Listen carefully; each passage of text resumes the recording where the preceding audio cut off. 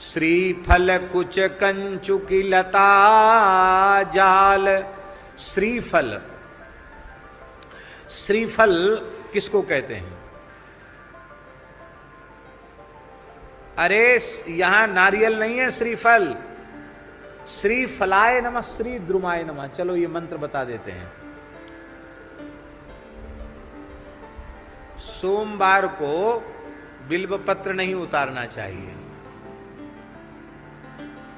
पूर्णिमा और अमावास्या को भी बिल्व पत्र नहीं उतारना चाहिए, और सोमवार को बिल्व पत्र नहीं उतारना चाहिए। और बिल्व पत्र के निकट जब जावे तो बिल्व पत्र को जूता चप्पल पहनकर बिल्व पत्र का स्मरण नहीं, स्पर्श नहीं करना चाहिए। और बिना स्नान के बिल्व वृक्ष का स्मरण स्पर्श नहीं करना चाहिए। साक्षात भगवती महालक्ष्मी ही बिल्व वृक्ष के रूप में विराजमान है।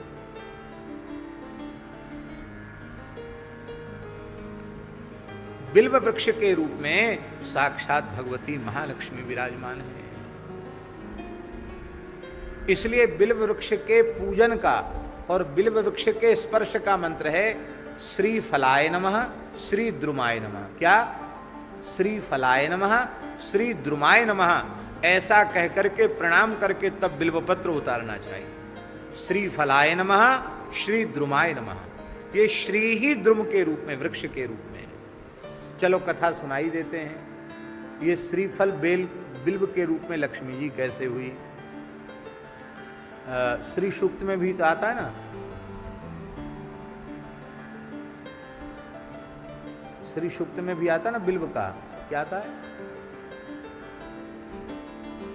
देखो उठ नहीं रहा। हिरण्यवर्णाम हरिणीम सुवर्ण रतस्रजाम चंद्राम हिरण्यमीं लक्ष्मीं जात वेदो माँ भाव ताम माँ वह जात वेदो लक्ष्मी मनवगामिनीं यस्याम हिरण्यम विंदयम गामस्वम पुरुषाम अस्तु पूर्वाम रतमध्याम अस्तनाद प्रमोदिनीं श्रियम देवी वहे श्रीर्मा देवी युष्टाम कांसोस हरिण प्राकाराम आर्द्राम जलतीम तृप्ताम तर्पयंतीम परमेष्टाम पदवर्णाम ताम यो पवे श्रियम चंद्राम प्रभास्याम सा ज्वलंतीम श्रीम लोके देवजुषा बदम ताम पदम शरणम हम प्रभुदे लक्ष्मीर्मनिष्ठाम ताम प्रणोमि। आदित्यवर्णे तपसोदिजातो वनस्पतिस्तव वृक्षोथ विल्वाः, वनस्पतिस्तव वृक्षोथ विल्वाः।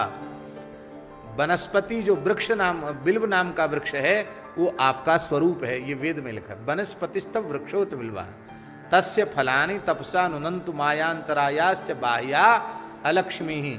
उसके जो फल हैं हमारी अलक्ष्मी को नुदंतु, बाहर दरिद्रता का नाश करें। बेल का फल दरिद्रता का नाश करता है।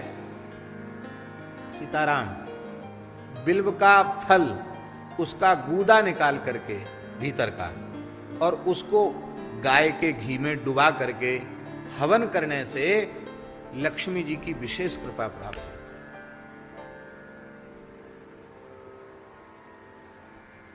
रसराज जी को उपाय मिल गए, पर हवन करें तब ना।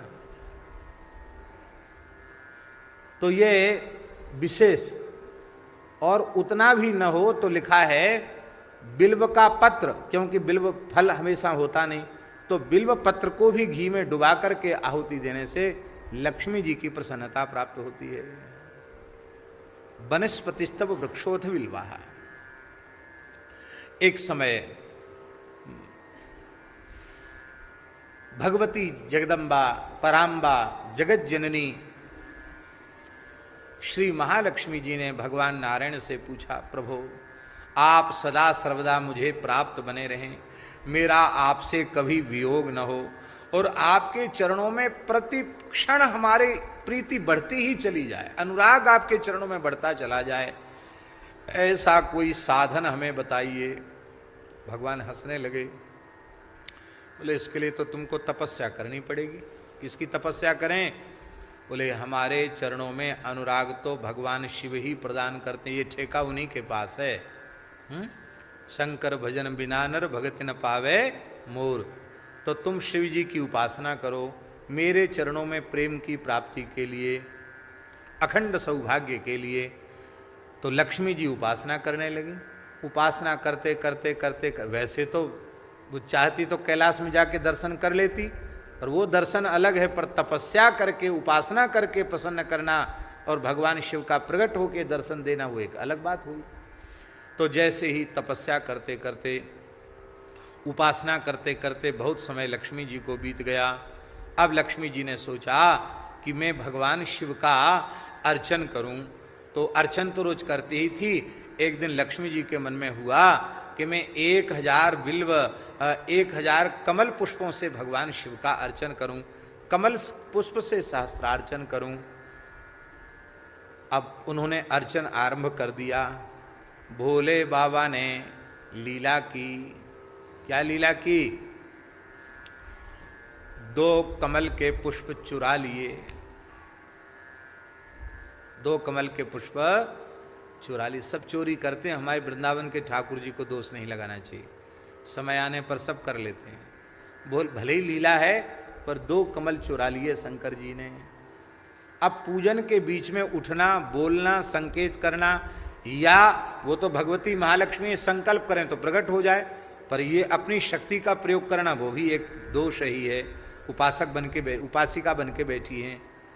तब उन्होंने विचार किया अब मैं क्या करूं।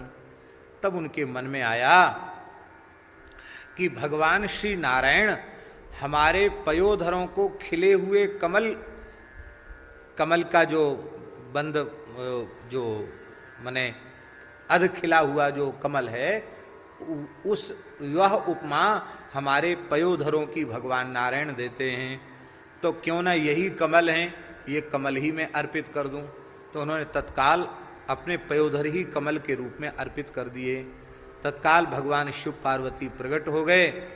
भगवती का स्वरूप तो तत्काल यथावत ही हो गया, पर वो जो अपने पयोधर अर्पित किए थे उसका सिंचन भगवान शिव ने अमृत से किया, और सिंचन करते ही भूमि से बिल्व वृक्ष प्रकट हो गया। इसलिए इसको श्री द्रुम कहा गया। लक्ष्मी जी से प्रकट है ये, और इसमें ब्रह्मा जी, विष्णु भगवान, शिव जी, संपूर्ण देवी देवताओं का निवास इसमें होता है। बिल्व वृक्ष के नीचे 68 करोड़ तीर्थों का निवास होता है। बिल्व वृक्ष के नीचे बैठकर साधन करने से बहुत जल्दी मंत्र सिद्धि होती है। शंकर जी की स्थापना की जरूरत नहीं पड़ती। बिल्व वृक्ष के नीचे सहज शिव जी उसके नीचे विराजते हैं, समस्त देवता विराजते हैं। यही भाव मेरे मन में जब ये कथा आई थी तो हमारे मन में ये भाव आया था, कहीं ऐसा हो जहाँ शिव जी को मध्य में हम विराजें और प्राकृतिक रूप से कम 11-12 बिल्व के वृक्ष हों, और उन वृक्षों का ऐसे झुरमुट बन के प्राकृतिक शिव जी का मंडप बन जाए, जिसमें बिल्व वृक्ष के बीच में बैठकर शिव जी का स्मरण किया जाए, वहीं बैठ के राम राम किया जाए। तो हमारे पुरानी गौशाला में बाबा हैं, ये कर तो रहे हैं वहाँ तैयारी। ये चबूतरा के चारों 10-12 बिल्व वृक्ष लगा करके उसकी तो कुछ दिनों में भगवान की दया से एक विलक्षण बिल्व कुंज बन जाएगी। बिल्व की बड़ी भारी महिमा है। ये जो बिल्व के 3 पत्र होते हैं, 3 पत्ता होता है ना बिल्व के, उन 3 त्रिदलम त्रिगुणाकारम त्रिनेत्रम चतुर्धायुधम, ये 3 जो बिल्व के दल हैं उनमें दाहिने पत्ते में भगवान नारायण विराजमान हैं, बाएं पत्ते में श्री ब्रह्मा जी विराजमान हैं, और बीच का जो ऊर्ध्वमुखी पत्र होता है, ऊपर वाला पत्र, उसमें भगवान महेश्वर, भगवान शिव विराजमान हैं। इस तरह से तीनों देवता पत्र में विराजमान है। इसलिए बिल्व वृक्ष को बिना स्नान के नहीं स्पर्श करना चाहिए, और शरीर में, सारे शरीर में तेल लगाया हुआ हो तब भी स्पर्श नहीं करना चाहिए। जो मर्यादा बिल्व के लिए है वही मर्यादा तुलसी जी के लिए। तुलसी जी का भी स्पर्श बड़ी मर्यादा पूर्वक करना चाहिए। और महाराज जी, बिल्व का जो फल है ना वो इतना पवित्र होता है कि बिल्व, आप एक बार आपने बेल खाया, बेल का शरबत पी लिया या बेल खा लिया, तो 27 दिन के भीतर यदि मृत्यु हो जाए तो उसकी अधोगति नहीं होगी, उसको नरक नहीं जाना पड़ेगा, वो उत्तम लोकों में जाएगा। एक बार बिल्व भीतर जाने से 27 दिन तक शरीर में उसका दिव्य प्रभाव होता है। हम बड़े भावपूर्वक स्मरण कर रहे हैं। पूज्य श्री प्रभुदत्त ब्रह्मचारी जी ने एक ग्रंथ लिखा है, बिल्व फल अमृत फल। हमको एक बार वह इतना मोटी पुस्तक है, उसको पढ़ने का अवसर मिला है। पूज्य श्री ब्रह्मचारी जी महाराज 12 वर्ष तक बिल्व पत्र और बिल्व फल खा करके ही रहे थे, और 12 वर्ष तक उन्होंने गायत्री की उपासना की थी, और लगभग 300 से ऊपर पुस्तकें उन्होंने अपने जीवन में लिखी। बड़ा अद्भुत जीवन, क्या कहना, अद्भुत जीवन था। और उनके भगवत प्रेम की बात पूज्य गुरुदेव भक्तमाली जी से हमने सुनी। संवत 2001 में, आज 77 चल रहा है इस समय, माने 76 साल पहले, 76 साल पहले पूज्य ब्रह्मचारी जी ने जो 84 कोस की परिक्रमा निकाली थी, उसमें अपने पूज्य गुरुदेव भी थे। पंडित श्री भक्तमाली जी ने पूरी कथा कही थी भक्तमाल की, और उसमें बड़े बड़े महात्मा थे। तो महाराज जी कहते थे कि जब कीर्तन होने लग जाता था, श्री कृष्ण गोविंद हरे मुरारे हे नाथ नारायण वासुदेव, तो ब्रह्मचारी जी की विशाल जटाएं थीं और वो नाचने लग जाते। ऐसे लगता था मानो साक्षात शिव जी ही कीर्तन के मध्य नाच रहे हों। घंटों रुदन और घंटों मूर्छा हो जाती थी। तो महाराज जी बताते थे कि सब महात्मा नाचते थे ब्रह्मचारी जी के नाचने के, सब नृत्य करते थे।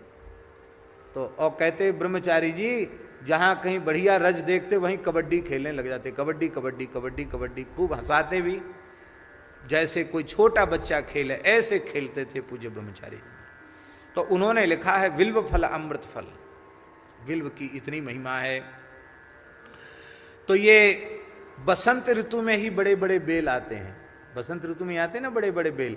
तो ये बेल क्या हैं? मानो इस बसंत ऋतु के स्तन हैं, पयोधर हैं, और स्तन ढके हुए होते हैं चोली से। तो चोली क्या है? आहा, कर नवल बकुल पल्लव रसा